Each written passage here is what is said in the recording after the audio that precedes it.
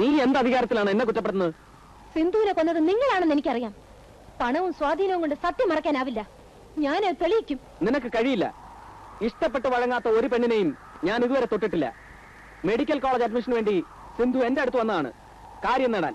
അതുപോലെ പലരും അച്ഛന്മാർ പെൺമക്കളെ, ഭർത്താക്കന്മാർ ഭാര്യമാരെ എന്റെ അടുത്തേക്ക് അയക്കുന്നു. മുൻപവർ എന്റെ അച്ഛനായിരുന്നു കാഴ്ചവെച്ചിരുന്നത്. ചീഫ് എഞ്ചിനീയർ ചന്ദ്രശേഖരൻ നായർ അടക്കം. മഹേഷ്, സംശയം ഉണ്ടെങ്കിൽ നിന്റെ അമ്മയോട് ചോദിച്ചു നോക്ക്. കല്യാണം കഴിഞ്ഞ ആദ്യ രാത്രി തൊട്ട് ആ സ്ത്രീ ആരുടെ കൂടെയാണ് കിടന്നിരുന്നതെന്ന്.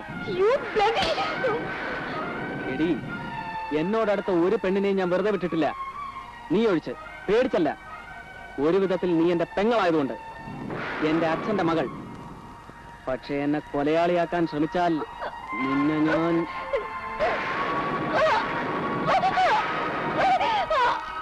മഹേഷ്, എന്താ ഇത് സ്ത്രീകളോട് ഇങ്ങനെ മോശം? ഡോക്ടർ പോണം. ദേവൻ, അവൾ... പോട്ടെ. ഇതുപോലെ വേറെ എത്രയോ സഹോദരിമാർ നിങ്ങൾക്ക് ഇവിടെ ഉണ്ട്. നീ എന്തിനാ ഇപ്പൊ ഇങ്ങോട്ട് വന്നത്? ഒരു കൊലപാതകം കൂടെ ഒഴിവാക്കാൻ. അഞ്ജു ഇങ്ങോട്ട് വരുന്നത് കണ്ട് സംശയം തോന്നിയാണ് ഞാൻ വന്നത്. അവളെല്ലാം എന്നോട് പറഞ്ഞിരുന്നു. പറഞ്ഞതുകൊണ്ട് കാര്യമില്ലല്ലോ. തെളിവുണ്ടോ? ഉണ്ടാവും. മഹേഷ് പേടിക്കണ്ട, ആ കാര്യം ഞാൻ ഏറ്റു. പിഴച്ചുപെറ്റ സ്ത്രീകളിൽ ചിലർ സ്വന്തം കുഞ്ഞിനെ കഴുത്ത് ഞെരിച്ച് കൊന്നതായി ഞാൻ കേട്ടിട്ടുണ്ട്. അതിലും വലിയ ക്രൂരതയാണ് നിങ്ങൾ എന്നോട് ചെയ്തത്. ഇങ്ങനെ നാണക്കേട് സഹിച്ച് ജീവിക്കാൻ നിങ്ങൾ എന്തിനെന്നെ വളർത്തി? നീ എന്ത് സഹിച്ചെന്നാണ്? പട്ടിണി നീ അറിഞ്ഞിട്ടുണ്ടോ? കാറും ബംഗ്ലാവും തൂത്തടിച്ച് ചെലവാക്കാൻ പണമുള്ള നിനക്ക് ഇവിടെ എന്തായിരുന്നു ഒരു കുറവ്? അതിലേറെ സഹിച്ചവളാ ഞാൻ. ഓർക്കാൻ ഇഷ്ടപ്പെടാത്തൊരു സത്യം വർഷങ്ങളോളം മനസ്സിൽ പേറിക്കൊണ്ട് നടന്ന എന്റെ വേദന. പാർട്ടിയും ക്ലബും സോഷ്യൽ വർക്കുമായി നടന്ന നിങ്ങളാണോ വേദനയെ പറ്റി പറയുന്നത്? അതേടി, അതിനു മുൻപ് നാട്ടിൻ പുറത്ത് ദാരിദ്ര്യത്തിൽ കഴിഞ്ഞ എന്നെ നിനക്കറിയില്ല. അന്ന് ഈ ശരീരത്തിലെ സൗന്ദര്യം മാത്രം കണ്ടുകൊണ്ടാണ് അയാൾ എന്നെ സ്വീകരിച്ചത്. തനിക്ക് വേണ്ടിയല്ല, ഭാര്യയെ മേലുദ്യോഗസ്ഥന് കാഴ്ചവെക്കാൻ.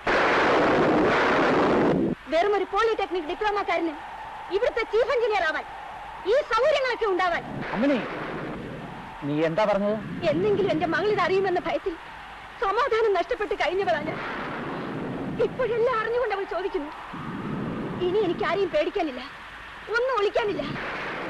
മോളെ, ഞാൻ പറയുന്നത് കേൾക്കാം. വേണ്ട, ഒരച്ഛൻ എന്ന നിലയ്ക്ക് നിങ്ങൾ ഞാൻ സ്നേഹിച്ചു, ബഹുമാനിച്ചു. എന്നാൽ ഇപ്പോ മുഴുവൻ കാര്യവും നിനക്കറിയില്ല. എനിക്ക് കേൾക്കണ്ട.